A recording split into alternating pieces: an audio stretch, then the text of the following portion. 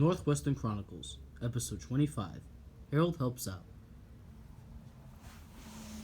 Harold is a helicopter who lives on the island of Sodor and works on Sir Topham Hatt's Northwestern Railway. He's been working on the railway for a long time and can often be seen helping out with various emergencies across the island. One day, he was relaxing at Marin Station when Percy the tank engine arrived. He was pulling Annie and Clarabelle. "Hello, Harold," greeted Percy. "Oh, hello, Percy," replied Harold. "Nice to see you as always.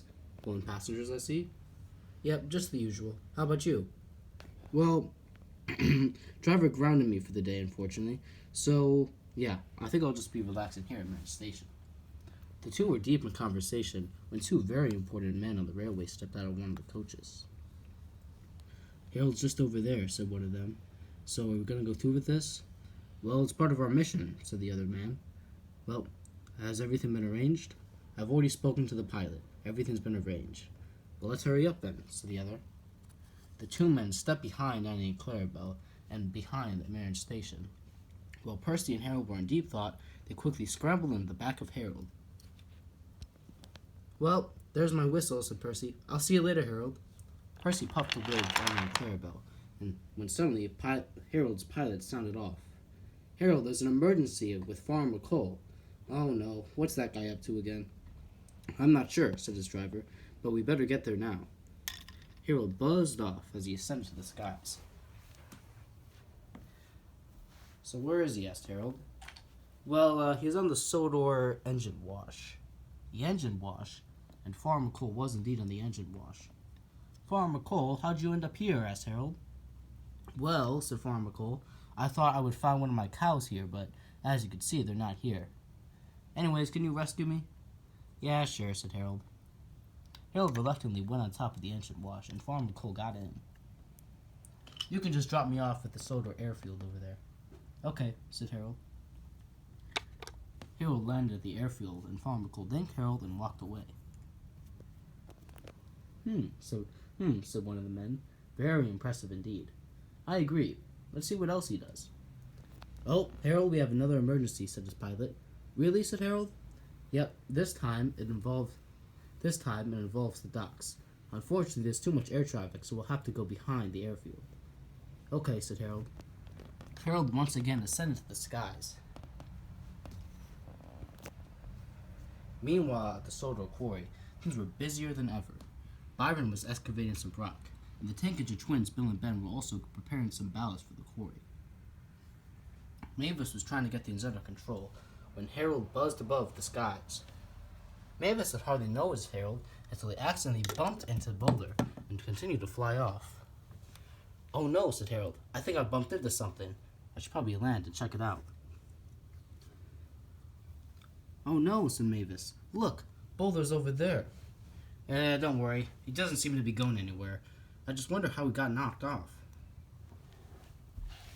Harold quickly raced over and returned Boulder to his proper place.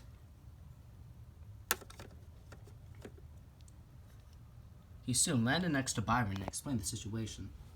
Oh, thank you, Harold," said Mavis. "I appreciate you telling me the truth and all that." No issue," replied Harold. "Anyways, I better get to the docks." Harold buzzed off again.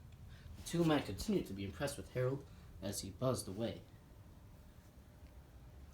He soon descended upon the docks. The docks were also busy. Gordon had just arrived with a goods train from Ellsbridge Station, but Salty seemed concerned. Harold soon landed by Cranky. "Salty, what's the problem here?" asked Harold. "Aye," replied Salty.